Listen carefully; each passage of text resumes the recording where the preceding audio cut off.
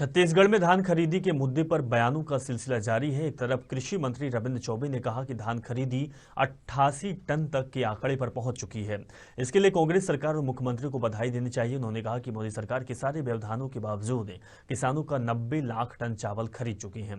इधर कांग्रेस सरकार पर कटाक्ष करते हुए धर्मलाल कौशिक ने कहा कि धान खरीदी का समय बढ़ाने की बात कही। मुझे लगता है कि कम से कम 1 करोड़ 20 लाख क्विंटल धान की खरीदी होनी चाहिए।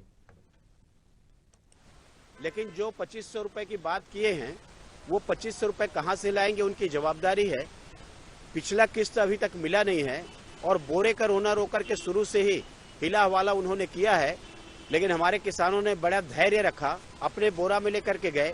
पिछले बार बोरे का पैसा किसानों को मिला नहीं है। 30 रुपए 35 रुपए में किसान बोरा खरीद रहे हैं, 14 रुपए उनको धरा रहे हैं। तो ऐसे में सरकार की नीयत स्पष्ट हो गई है। जहां तक 90 लाख मीट्रिक टन की बात है, मुझे लगता है कि जिन किसानों का पंजीयन हुआ है और आप बता रहे हैं कि 2 लाख किसानों को पंजीयन ज्यादा हुआ है, कम से कम में 1 करोड़ 20 लाख कुंटल धान की खरीदी आपके घोषणा के अनुसार से ही होनी चाहिए और ये संभव नहीं है 2 दिन में हो सके। इसके लिए समय सीमा बढ़ाई जानी चाहिए। मुझे लगता है जो 88 के आंकड़े हैं वो 25 जनवरी के पहले के हैं।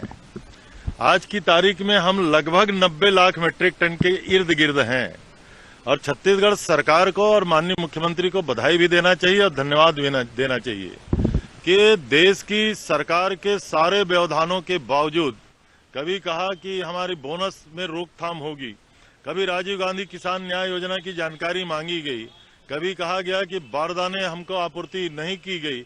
बहुत प्रकार के बाधाओं के बावजूद भी हम छत्तीसगढ़ के किसानों के लगभग 90 लाख मीट्रिक टन धान खरीद चुके हैं और अभी भी केंद्र सरकार से लगातार हमारा पत्र व्यवहार जारी है।